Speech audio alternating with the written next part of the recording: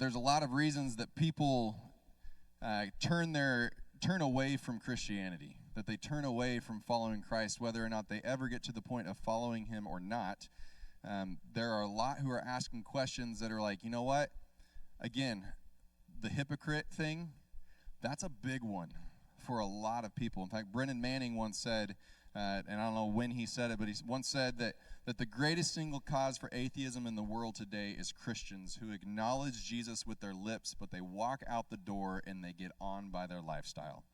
That is what an unbelieving world finds unbelievable. And if you grew up like me, a DC Talk fan, you actually heard Brennan Manning quoted in the middle of a DC Talk song with that exact quote. Because it is one of the big reasons that people walk away or they never come to him in the first place. But another reason, or several other reasons, that people walk away, or they walk away from at one point professing to believe, or they just walk away from ever believing, is that they've got questions. And nobody's willing to stop and answer them for them. People look at them and they say, well, you just have to have faith. You just have to believe. It's, following Jesus is about blind faith. Following Jesus is about just believing that he's going to work it all out in the end. And to an extent, that's true. But as we've been discussing over the past several weeks, Jesus actually invites us to ask questions. He doesn't ask us to just have blind faith in him. In Hebrews, it says that faith is the evidence of things that are unseen.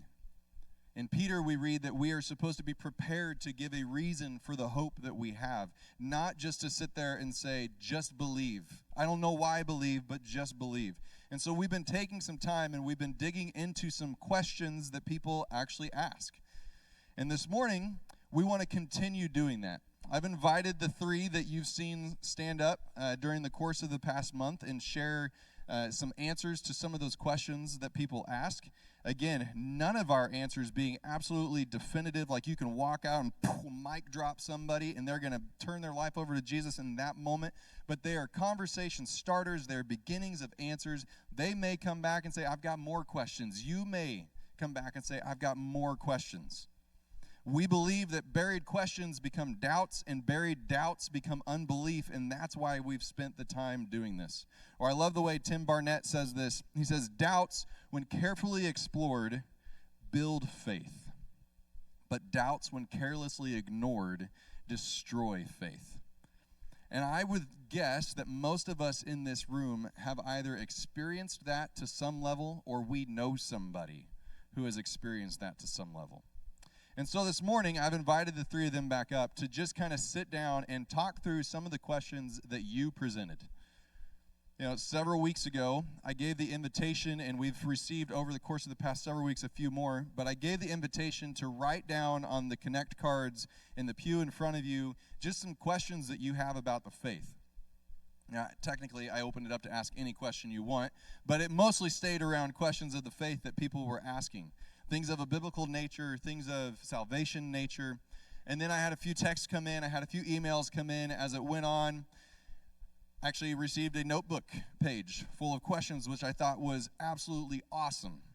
And so this morning, we want to take some time and just answer some of those. But I want to make a few things clear before we do. One, we're not most likely going to take enough time on any of these questions that it's, again, going to be that you walk out with a mic drop moment, I have my complete answer. For some of you, it might be enough of an answer, and that's great. For some of you, you're going to sit there and it still feels open-ended, and I think that's great too, as long as we continue to have the conversation.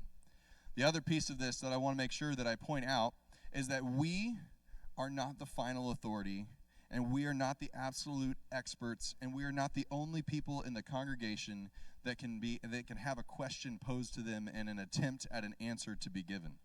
If you look around this room, there are countless people who could walk into any given question and begin to wrestle it down, as long as we're willing to do that and as long as we're willing to run it down just a little bit.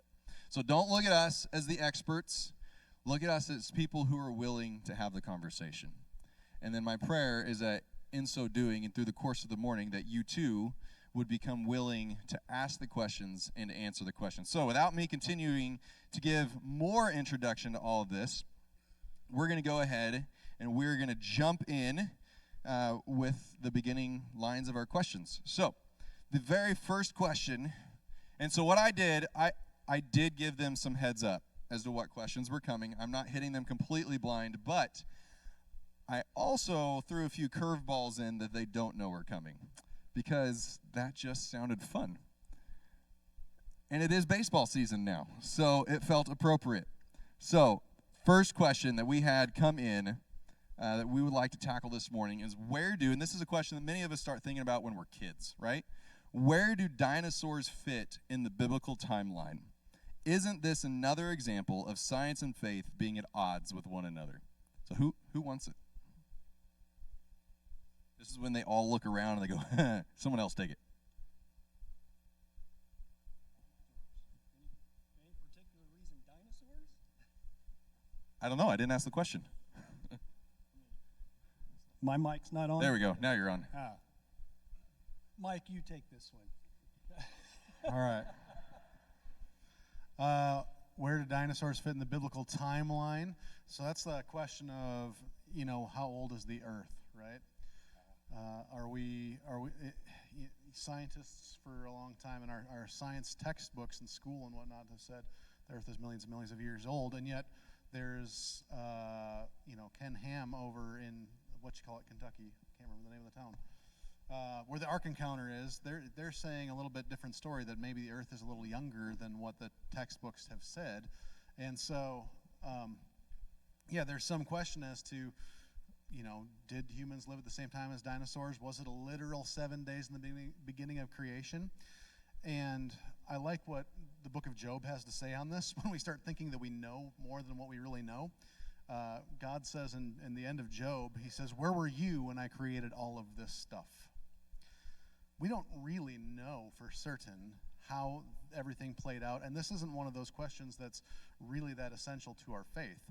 Now, if you are really holding on to your faith, as like I'm a young earth person, and you go to a college classroom, you're going to run into somebody that is probably going to say, "Well, you're a fool for believing that." And so that sort of question can topple your faith. But I would throw out there, in Job 40, I want to read a little bit out of Job 40, because I just think this is interesting. Where do dinosaurs fit in the biblical timeline? They might actually be in the Bible. So, Job 40, starting in verse 15, says, "Behold Behemoth, which I made as I made you. He eats grass like an ox." Now listen to this description here. "Behold his strength in his loins, and his power in the muscles of his belly. He makes his tail stiff like a cedar. The sinews of his thighs are knit together. His bones are tubes of bronze. His limbs like bars of iron. He is first of the works of God. Let him who made him bring near his sword. For the mountains yield food for him, where all the wild beasts play. Under the lotus plants he lies, in the shelter of the reeds and in the marsh. For his shade the lotus trees cover him. The willows of the brook surround him. Behold, if the river is turbulent, he is not frightened. He is confident, though the Jordan rushes against his mouth.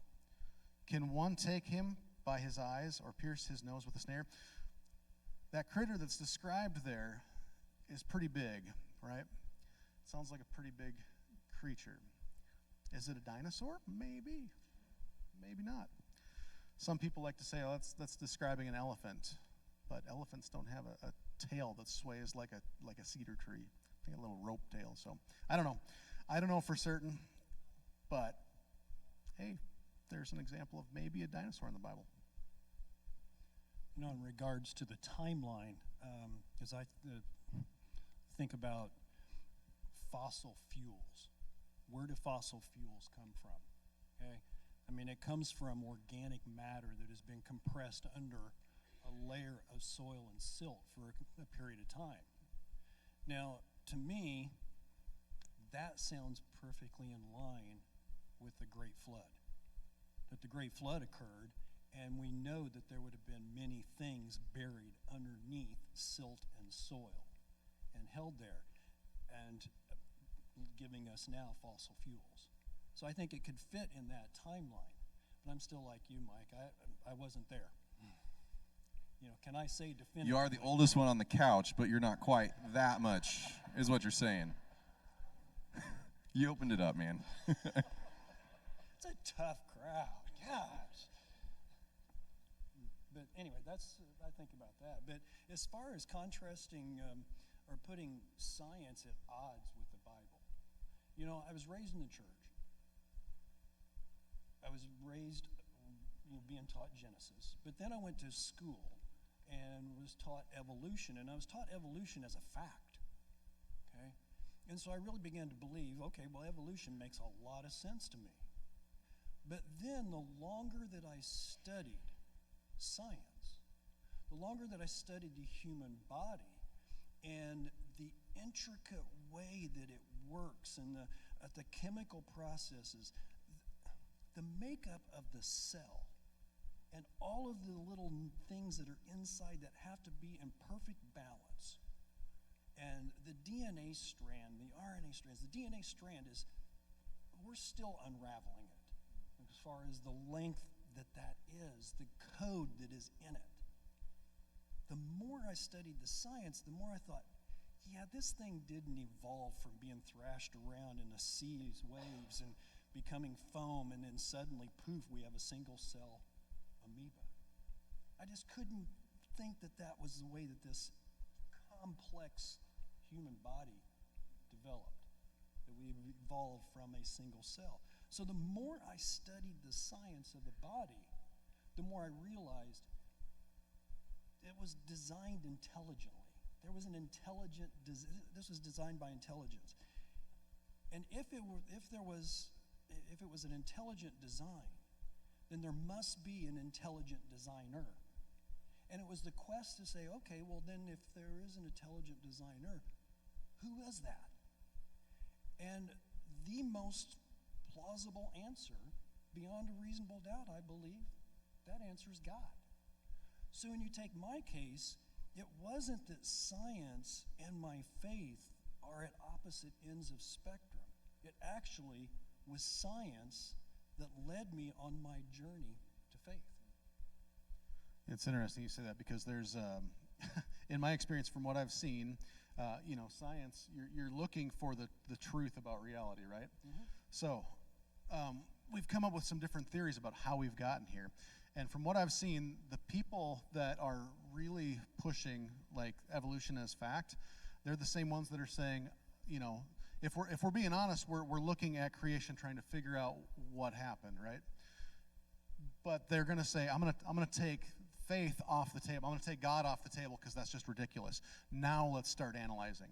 And they start with they from the very starting point say, no, that's ridiculous, but let's figure out how we naturally could have happened. And that's not honest science. That's where I think we see science and faith at odds with each other the most. So that's a really good point, Mike. I mean, we don't do that in science today. When somebody comes into my office and they have hip pain, I don't immediately go, okay, off the table is a fall that caused an injury. So now let's find out why you're hurt. No, you got to, but that is, you are so right. That's what science does. And these evolutionists, in their own documentation, say we must set aside the possibility of miraculous or divine intervention and only go with this consideration. So I think when we're honest with the evidence laid in front of us, science actually does point us towards God, if we're being honest with the evidence in front of us. It did me. Anything to add?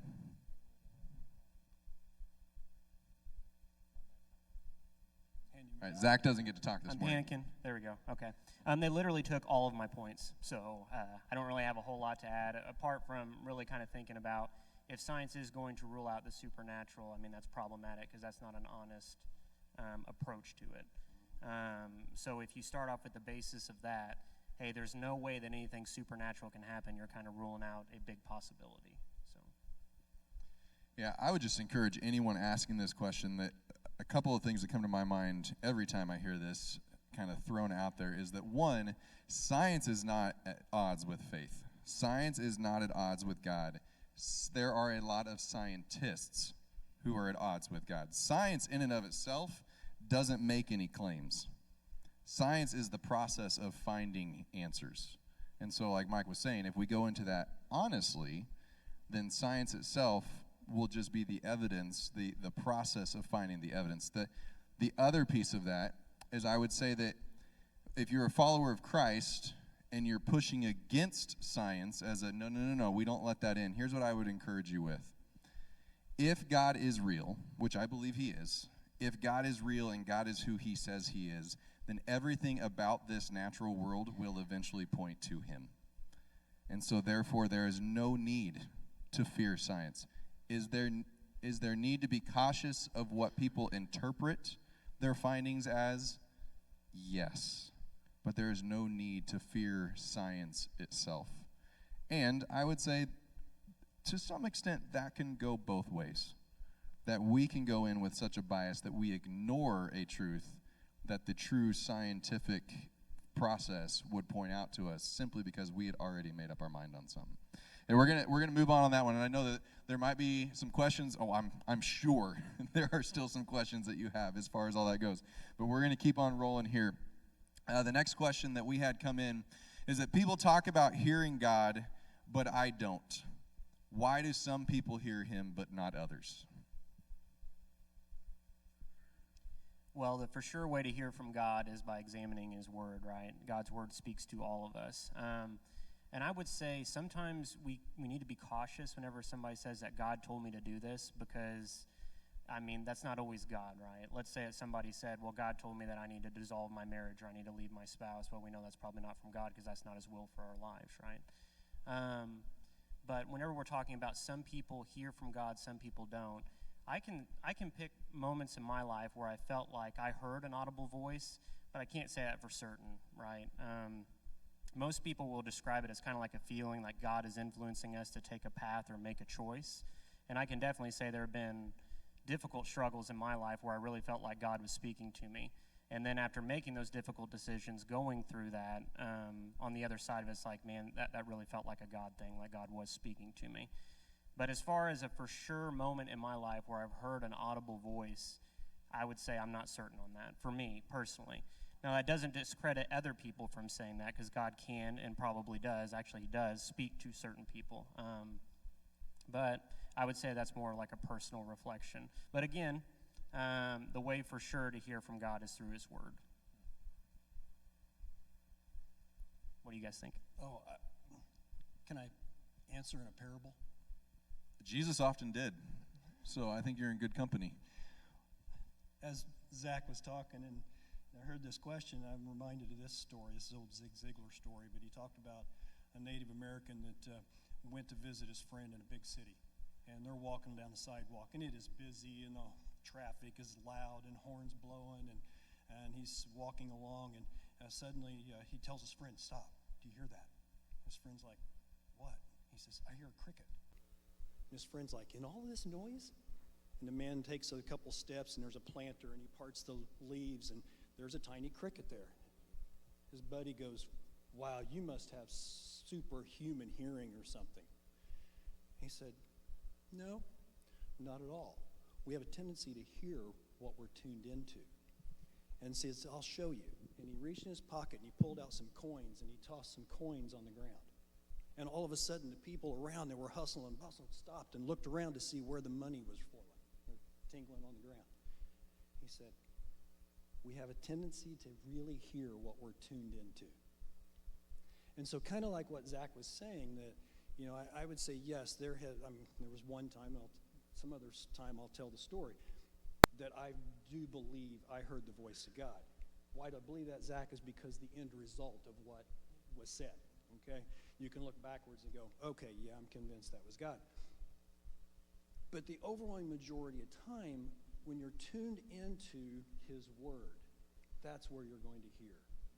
Or, you know, we get together most every Friday morning, you know, you and Mark and Doug and I and Jake, and the conversation that occurs around his word is another way that I feel like we hear from God.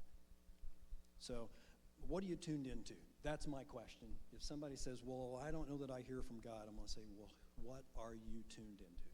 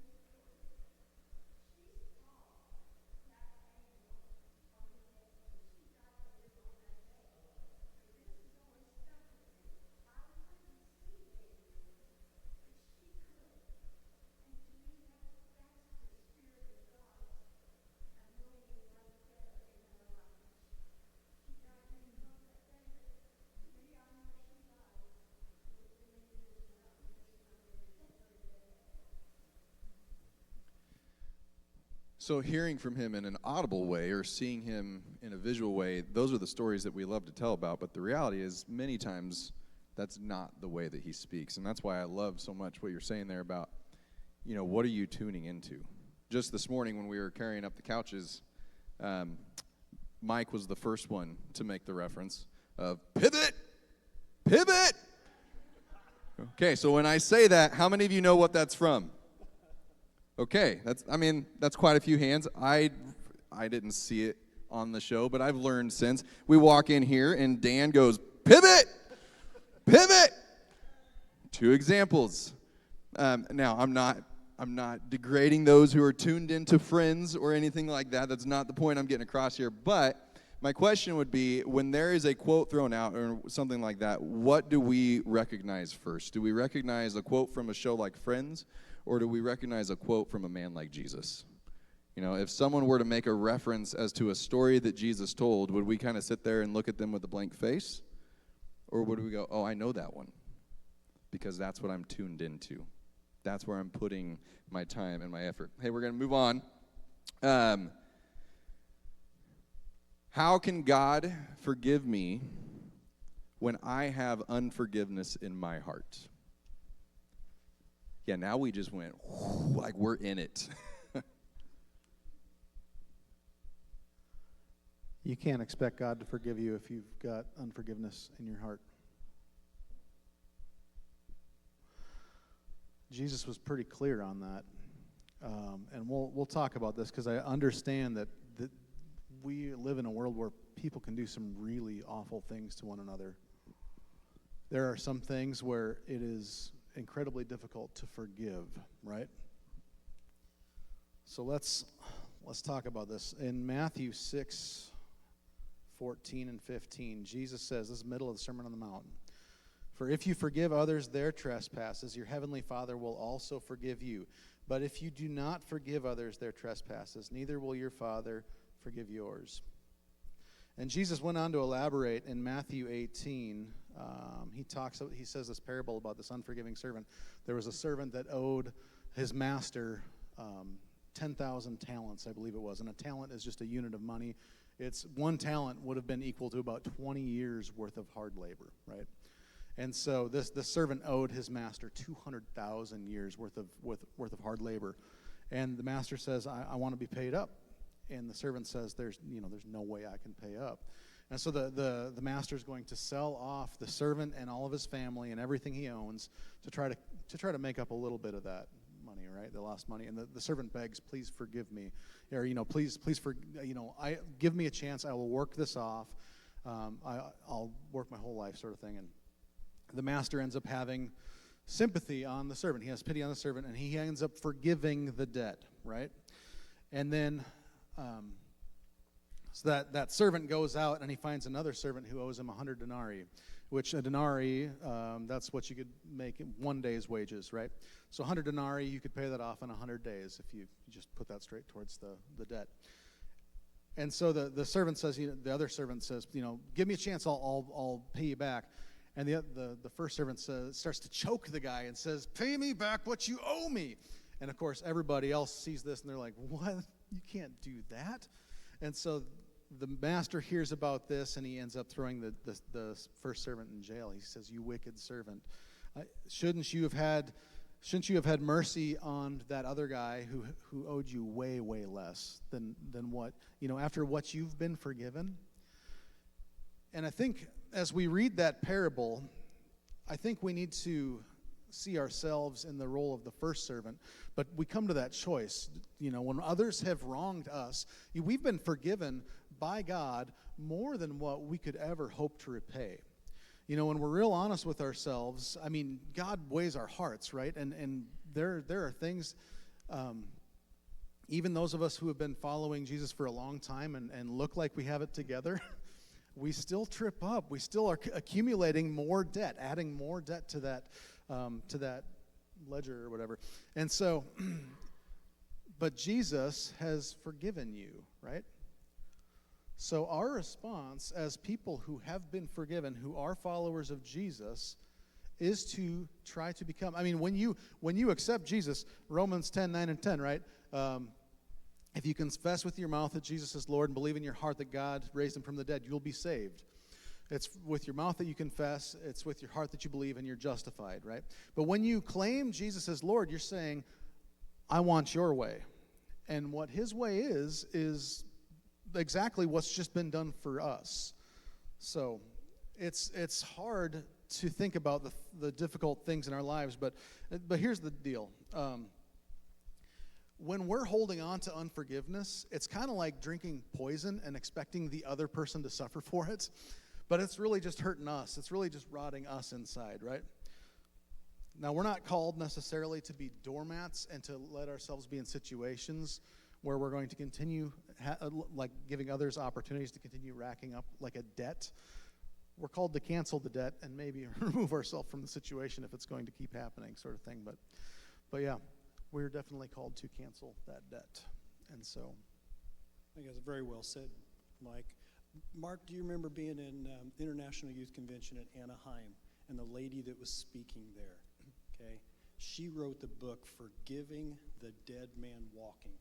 And this was a man she was the only survivor of his trail of death, his mass murders that he committed.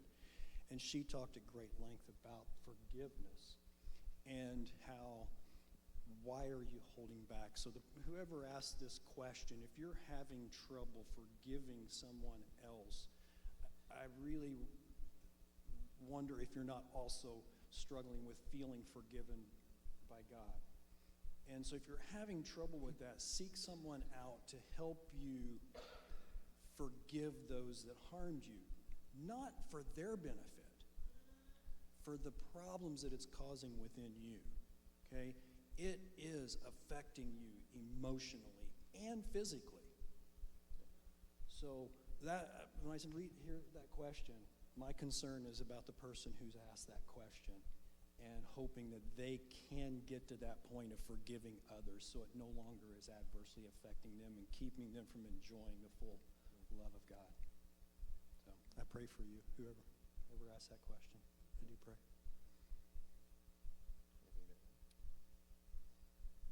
Just remember that there's no limit on forgiveness too. I mean, Jesus said 70 times 7. The idea with that was it's limitless. You need to continue to forgive.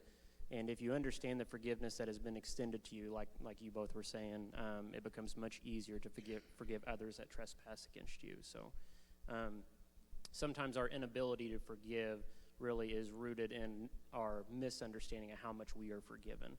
We might feel entitled. Well, this person did me wrong, so I deserve an apology. And you're not always going to get that, but we are still commanded to forgive. So definitely understand the importance of that. We must forgive in order to be forgiven. And yeah, I think that's what I have to add. Yeah, Mike, you used the word accumulation. I think that can get in our way a lot when we consider the things that people have done to us, because it's easy to sit there and say, but I've never done something that bad of what this person did to me. And the truth is, from a human perspective, that may absolutely be true, that you have never hurt someone as badly as someone has hurt you. And so therefore, Jesus has never forgiven you of something as bad as what they have done. But that's where the accumulation factor comes in. That maybe you didn't have one instance that was as bad as what they did, but what about the first time and the second time and the third time and the fourth time and the fifth, and just go on and on and on, recognizing that each and every sin that we commit is an act against Jesus, is an act against God. And that, just think of it from a human perspective, that builds up. Would it not for each of us? If the same person continued to hurt us in a small way over and over and over and over and over again, and yet he says, I'll wipe that clean each and every time. I should add, though, that forgiving someone else doesn't mean what you did to me is okay. Absolutely. That's not what forgiving someone else says. What forgiving someone else means I am no longer going to allow what you did to me to have power over how I face today. Yep. And also understand that while we would love to say that we are a people who can just immediately forgive everything. We are also not a people who have completely arrived at being exactly like Jesus. And so if you are wrestling with it, I think the question at that point could become, are you giving a hard line, no, I will not forgive this person, because that is completely against what Jesus has said? Or are you saying, Jesus, please help me forgive this person? Please help my heart arrive at a spot where I can forgive this person. And you're working with him to get to that point. Those are two very different approaches to I'm holding unforgiveness in my heart, and two very different heart pieces of it. Yeah, I was going to say, I don't think that when you're asking the question, how could I ever forgive this? That's not the same as I will never forgive this. When you're asking, how can I? And if you're being honest, I mean, it might take a while to work through something. But as long as you're walking with Jesus and trying to work through that and trying to figure out what does this look like for me to cancel that debt and let go of that wrong that's been committed against me, I think that you're still good. But that hard line, like you said, you're in the danger zone there. Yeah, we don't like to stand up in front of church people or in front of the world and say, hey, there are some definitive ways in which Jesus has told us, if you do this or don't do this, then you will not be with me. But the reality is there are some things that Jesus says, if you don't do this or if you do this, you will not be with me. And we have to be willing to stand up and to just say what he said with truth, with love, with complete honesty, with complete humility, but still to say, Jesus straight up said, if you harbor unforgiveness in your heart, with that hard line no that we're talking about here, then we won't be together. This won't be your eternity. And we have to be willing to wrestle with those things and not to just explain them away, but to still understand what he meant by it. So hopefully that helps begin to answer the question there. I know there have been some nasty things done to people sitting in this room, and some of them possibly from other people in this room. And I'm not trying to gloss over those. I'm not trying to tell you just need to learn to get over it. I'm saying that is a perfect opportunity to go to Christ and say, help me forgive this person. Show me what that means to forgive this person. Yeah, Don't walk through it by yourself. There's a whole other section of Scripture that talks about how to reconcile with a brother or sister, right? Mm-hmm. So I'm not going to dive into that, but Yep. that's a whole other. There's a reason you can do 4-part or 6-part or 20-part sermon series on forgiveness, because we are human and we wrestle with it. And my guess is we always will. All right, we're going to go to the last question. We didn't get to everyone today, but we're going to skip ahead to the very last one. Isn't it arrogant to say that there is only one way to heaven? After all, isn't sincerity in our belief, I guess I added those words in, isn't sincerity all that really matters? I don't necessarily think that it's arrogant to say that. I mean, as Christians, we believe in Scripture, and Jesus said, I am the way, the truth, and the life. The only way to the Father is through me. So that's not necessarily an arrogant point of view, especially if you're willing to engage in a conversation to express humility and say, well, what do you believe? Let's start a dialogue. Let's go back and forth. I think that people can see humility whenever we, have those kinds of discussions, as opposed to stonewalling people saying, you're not going to convince me, I'm not going to give you a seat at the table. We really need to listen, and we need to do a back and forth. It's not arrogant to believe it, but we can be arrogant in the way that we practice that belief. So, and then in the second part, after all, is it sincerity all that matters? Well, no. We should sincerely believe that Jesus is the only way to heaven. But if we sincerely believe that if I'm just a good person, then I'm going to get into heaven, that sincerity is misplaced. Because we all know that we all fall short of the glory of God. We're all sinners, and we need a way to reconcile that relationship with God, and that's only through Jesus. So sincerity isn't all that matters. We have to sincerely believe in Christ, and that's the only way to get to heaven.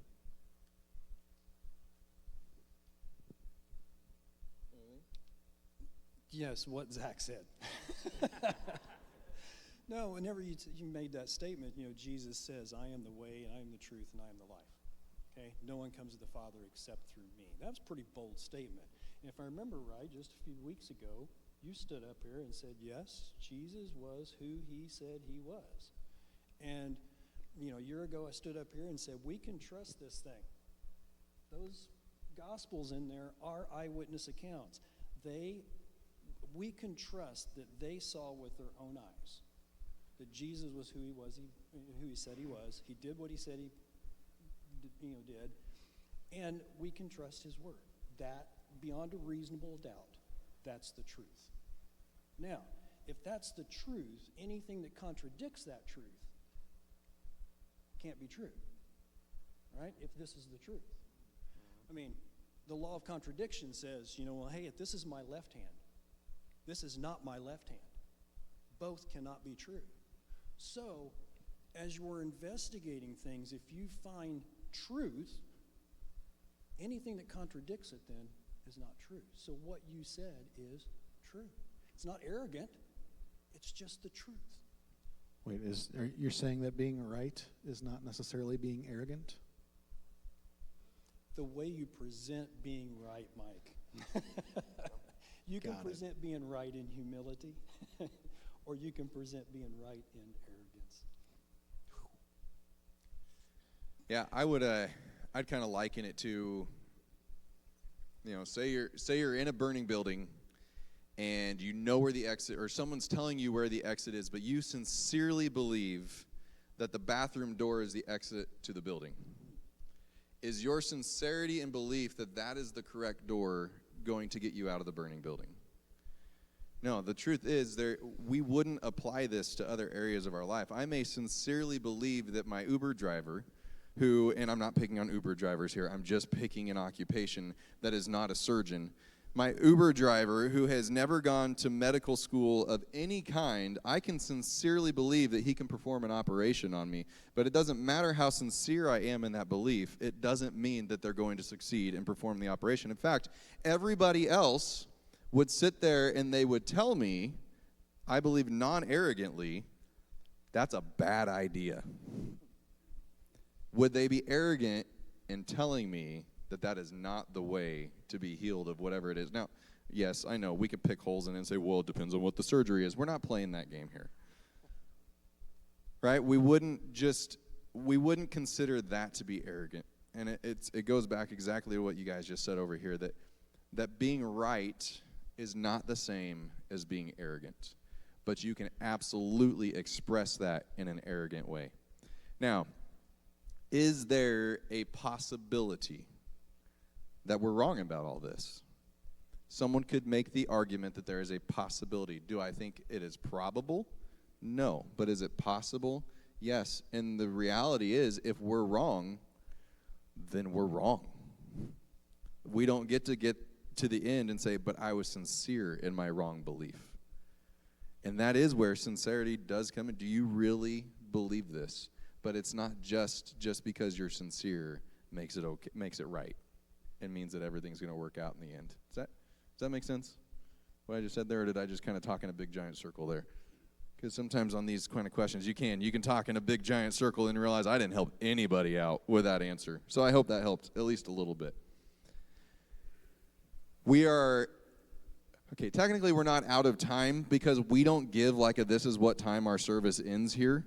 And I've made that very clear many times. But at the same time, we're out of time. So we didn't get to all the questions that you all have presented over the course of the past month. And in some ways, I hate that because I would love to say that we had the time to sit up here and to answer every question and even to answer it in its entirety.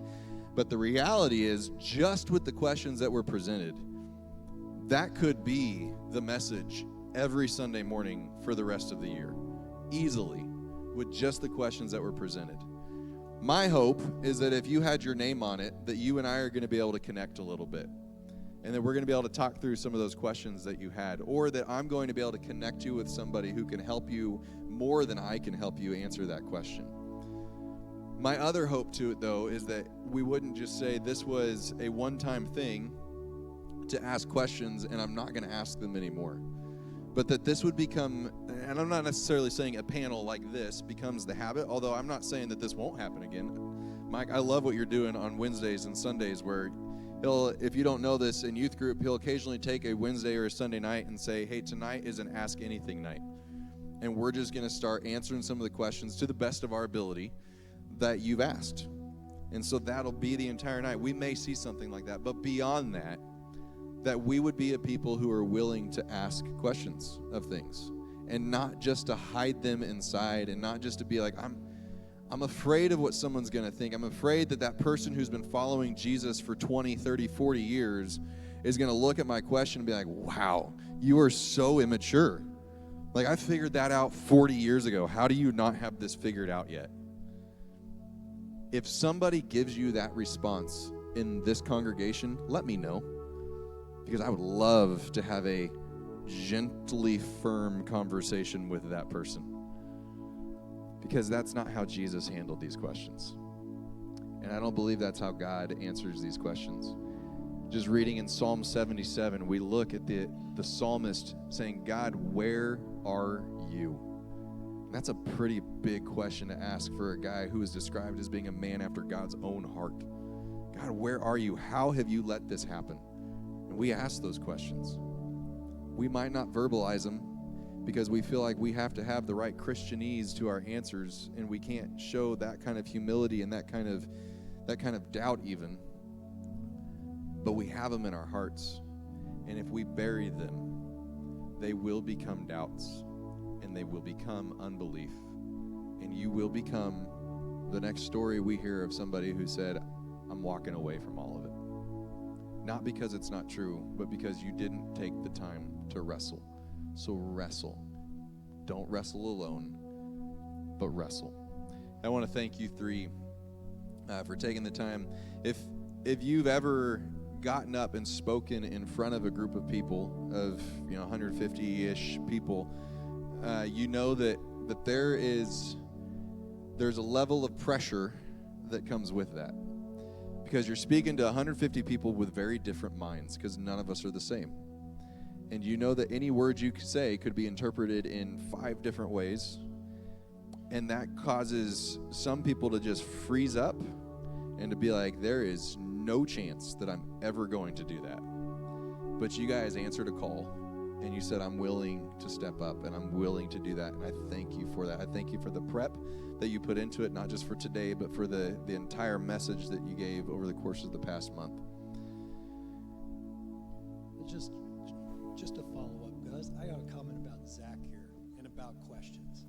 I think that if you're out there and you have questions still, I know how Zach's going to answer that question. He's going to say, that's a great question. How about we grab lunch and let's talk it through? And I'm grateful for that, Zach. The number of times you and I have chatted over questions, and I'm very grateful, and I probably am not being too forward to say you guys would all be the same way. Absolutely. You got questions, seek us out. Let's find an answer walking through it together.